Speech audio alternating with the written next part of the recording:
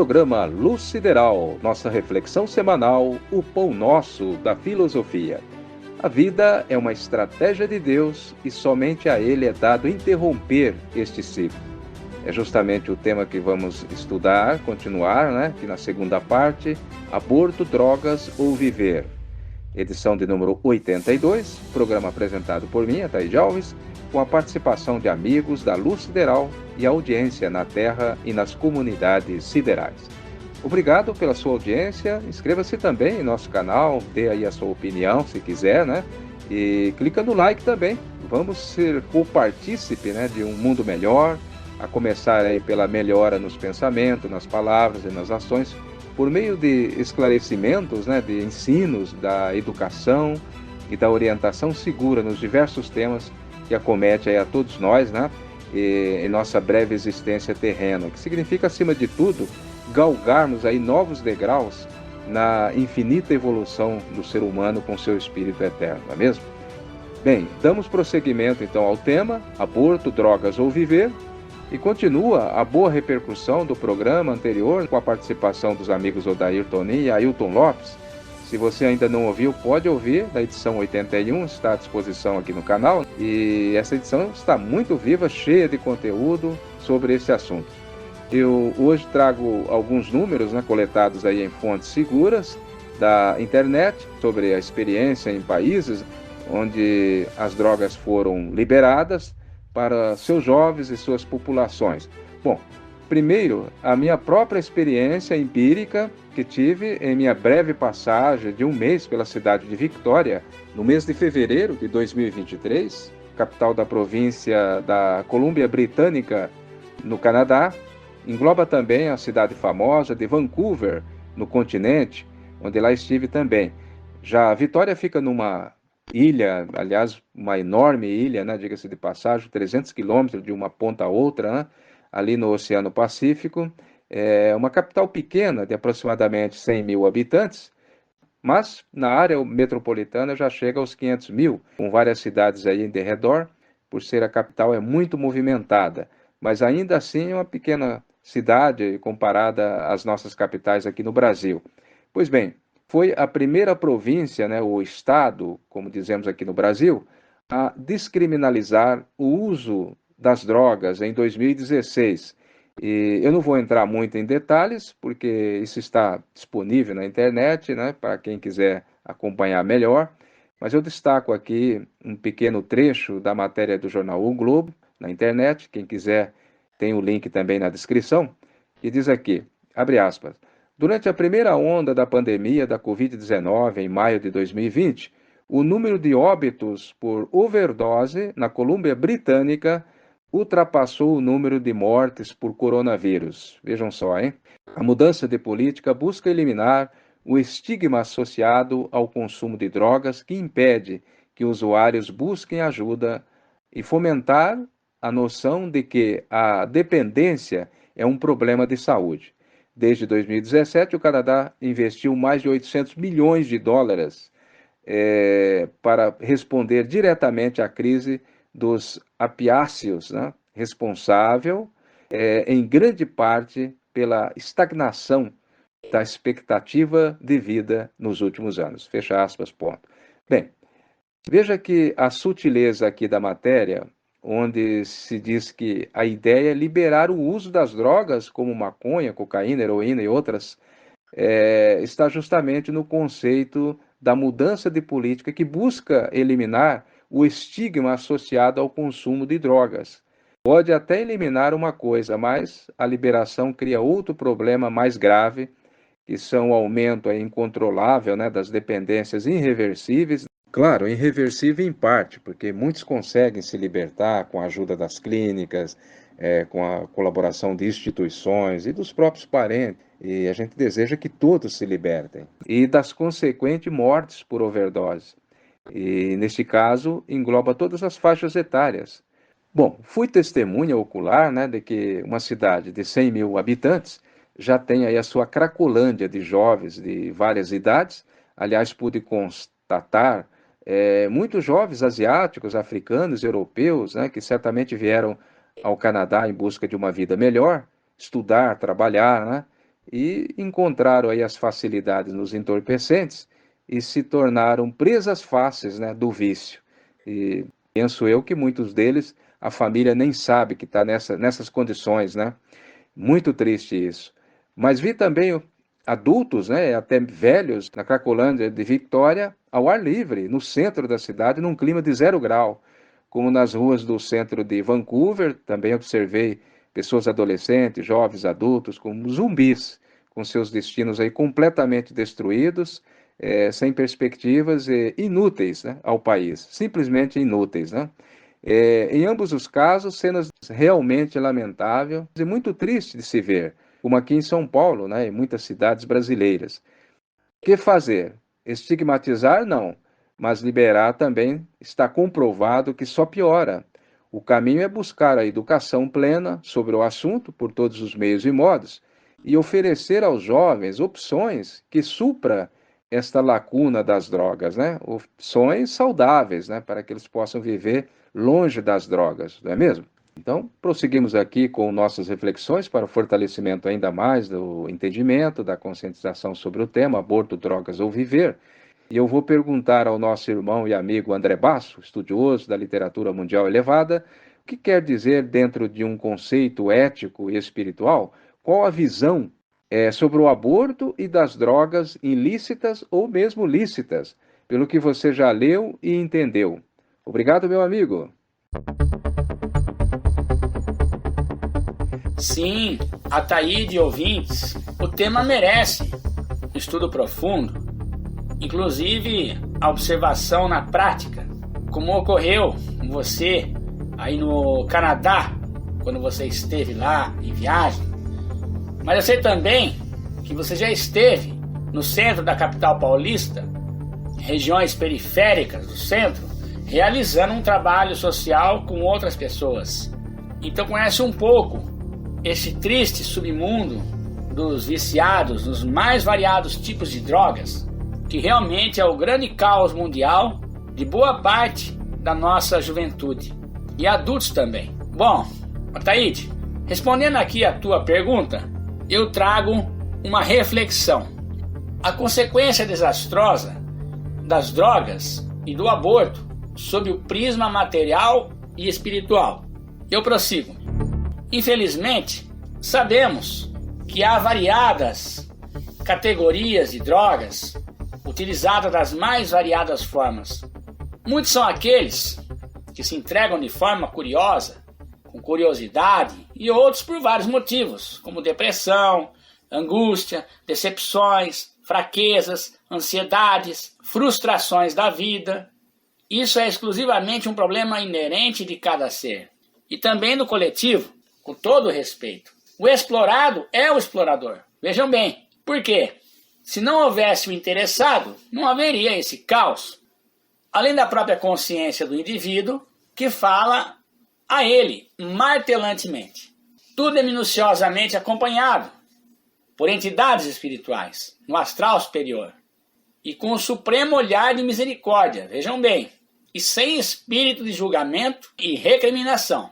São inúmeras as tentativas de se evitar tais fatos. Os bons espíritos, eles fazem a aproximação de boas e novas amizades, influenciando as práticas sadias, como esportes, retorno às atividades escolares, ao seio familiar, apoio psicológico, psiquiátrico, até com emprego para aqueles que estão melhorando, etc.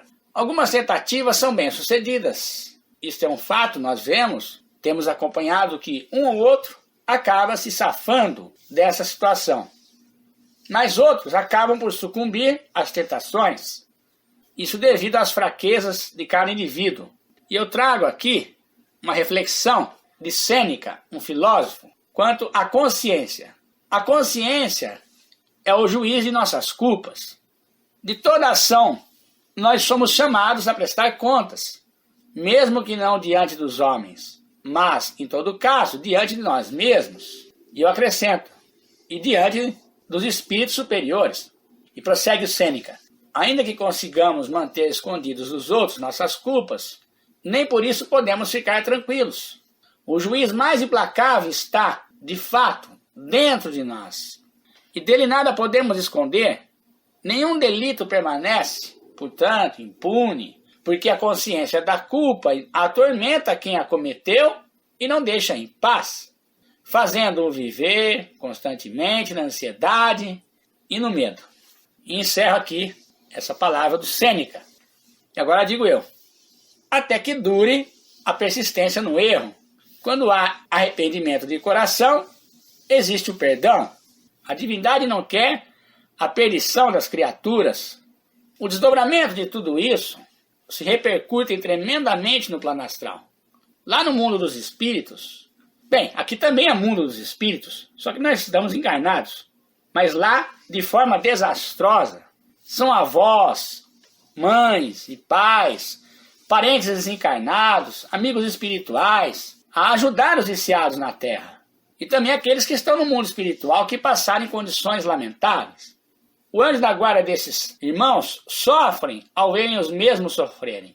Inclusive dos que exploram essas pessoas, são minuciosamente assistidos por entidades superiores também, porque são também criações divinas, pois o amor cósmico divino não visa privilegiado ou somente vítimas. Na verdade, todos são essas vítimas de suas próprias mazelas. O que acontece é que muitos estão tão obcecados em suas finalidades egoísticas que acabam por bloquearem a ajuda. Não conseguem conexão, verdadeiros instrumentos hipnotizados pelas entidades espirituais das trevas. São inúmeras as tentativas de auxílio a todos. Friso novamente, mesmo aos interessados em manter essas criaturas em tais condições. Mas, devido aos seus atos de maldade, são umbralinos na Terra, coligados aos umbrais da crosta terrestre, pela lei da afinidade, pelo pensamento, eis um verdadeiro inferno.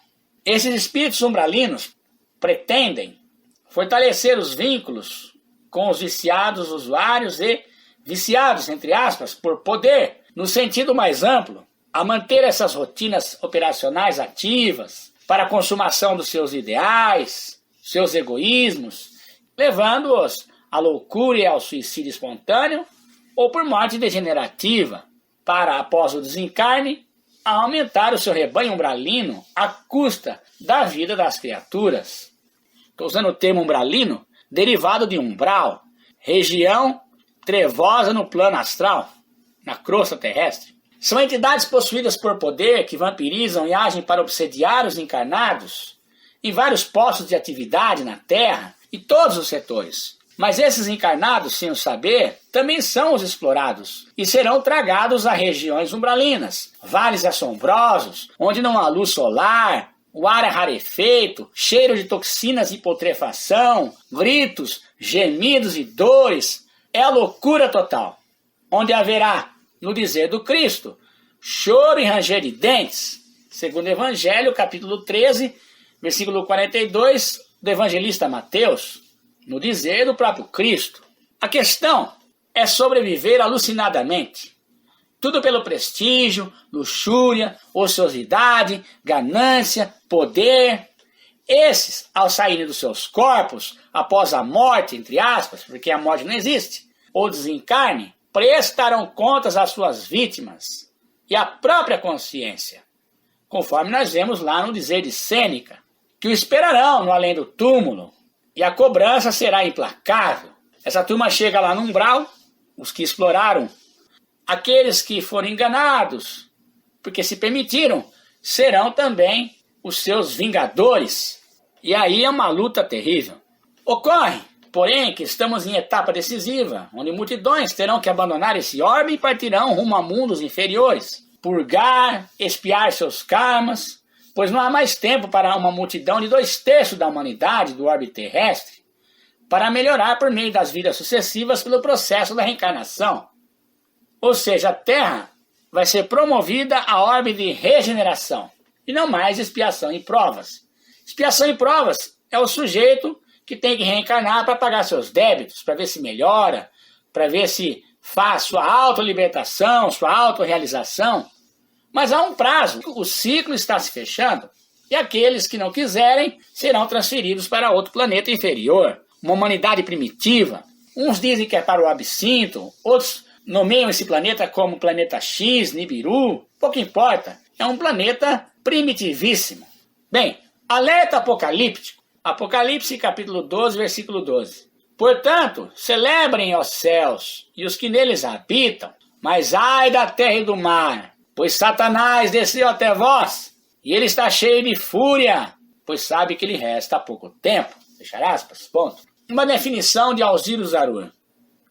Satanás é o próprio homem, no corpo ou fora do corpo. Satanás é a soma das maldades humanas. Deus não criou Satanás, criou as entidades perfeitas, com todo o poder de autorrealização, mas eles, com o mau uso do livre-arbítrio, se tornam Satanás, em forma de gente, ou no astral inferior. Deus não tem nada a ver com isso, mas ninguém vai se perder. Como eu disse, esses serão tragados para o absinto, ou um outro planeta inferior qualquer, e lá poderão fazer a sua ascensão espiritual, material. Que Deus se compadeça de nós. Existem, porém, as drogas midiáticas. Eu quero chamar a atenção a isso. Televisivas, radiofonizadas, literárias. Essas narcotizam as mentes. Observem, deixando-as bestializadas a perderem precioso tempo que poderiam ser utilizados para fazer o bem a si próprio e ao coletivo, promovendo a evolução. Caem no automatismo, no mecanicismo, são como marionetes. Infelizmente, esses estão agindo nos meios de comunicação sob a influência dos 3 espíritos imundos semelhante a rãs, conforme o Apocalipse capítulo 16, versículos 13, 14. Então, vi sair da boca do dragão, da boca da besta e da boca do falso profeta, 3 espíritos imundos semelhantes a rãs, porque eles são espíritos de demônios, operadores de sinais, e se dirigem aos reis do mundo inteiro, com o fim de ajuntá-los para a peleja do grande dia do Deus Todo-Poderoso. Das práticas de exploração, estimula o erotismo, pornografia, incitação à ganância e poder, vida fácil, exploração de si próprio e alheio, violência, terror por meio de filmes, revistas, jornais, ócio, mentiras, fraudes, abortos, crimes de toda espécie. É a verdadeira degradação humana. São, na maioria, escolas de degradação do ser. Tudo subjugado ao império das trevas, ao reino do dragão, salvo exceções, porque há exceções.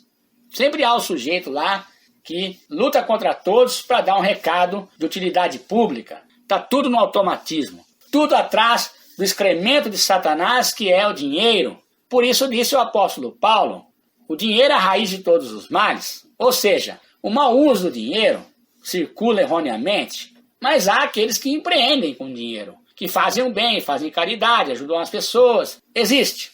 Nesses meios de comunicação, existem muitas pessoas boas trabalhando para o bem do próximo, do ser humano. Bem, essas entidades ignorantes e malévolas que se permitem degradar conscientemente a tudo isso, terão que reencarnar inúmeras vezes para a própria limpeza do espírito. Aqui na Terra para alguns, em outros mundos para outros. Quem tiver muito karma, muita dívida para pagar, como o ciclo vai se fechar, não vai ter como resgatar isso tudo aqui, porque tem uma dívida imensa com o coletivo. Um ou outro escapa, que já está com poucos resquícios de débitos. Diz o apóstolo Paulo na sua carta aos Gálatas, capítulo 6, versículo 7 ao 10.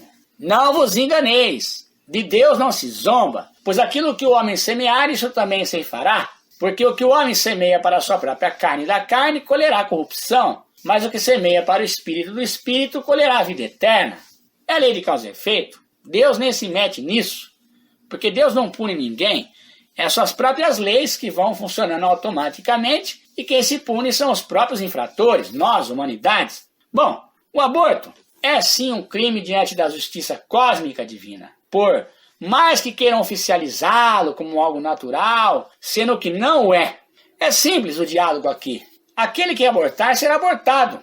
O mesmo se desdobra de alguma forma aos influenciadores. Aqueles que influenciam as mulheres a tirarem seus bebês ou outros meios de influências. A vida não se restringe ao plano terráqueo. A morte não encerra com a vida terrestre. O espírito é o que somos. Isso é tão verídico como uma barra de ferro. sendo que o espírito sofrerá as reminiscências residuais em vidas futuras, como deficiências, suscetíveis também a baixa frequência vibratória, por uma vida assombrada por entidades cruéis, perseguidoras e inimigas. Um ciclo que tende a se prolongar até que haja perdão mútuo e a limpeza do espírito, que tende a voltar a um estado natural.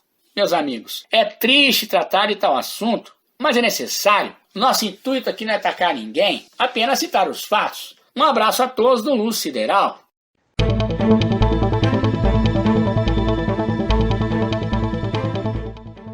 Muito bom, André, a sua reflexão, uma verdadeira aula, hein, de conhecimento espiritual e surrealismo da tragicomédia humana. Bom, eu sugiro até que o ouvinte volte a reouvir tantas quantas vezes quiser para assimilar bem esta reflexão antológica e eterna do nosso jovem filósofo André Basso. Muito obrigado, André, e continue assim, e quem ganha somos nós. Bom, você lembrou bem este pensamento de Sêneca, né, que a nossa consciência é o nosso juiz implacável, né, que nos condena ou liberta. E o remorso é a condenação, o arrependimento é a libertação. Me faz lembrar a bela mensagem de Humberto Rode, intitulada O Homem Mau que Queria Ser Bom, contida em um dos seus belos livros, né, onde conta o diálogo que aconteceu com um dos crucificados, com o Cristo, né, conhecido por Dimas, e fez o pedido sincero ao Cristo: Senhor, lembra-te de mim quando estiveres no paraíso. E Jesus responde: ainda hoje estarás comigo no paraíso. Observa que só precisou do arrependimento sincero daquela alma para que ela se salvasse. Mas veja, Jesus também disse: a cada um será dado conforme as suas obras. E o ladrão crucificado certamente tinha a somatória maior de boas realizações, acompanhada aí da mudança verdadeira de mentalidade para receber o induto do Mestre, né? Bem, ficamos por aqui hoje e voltaremos na próxima edição para concluirmos aí o tema aborto, drogas ou viver. Espero você na próxima, hein? Um grande abraço e muita luz sideral na sua vida.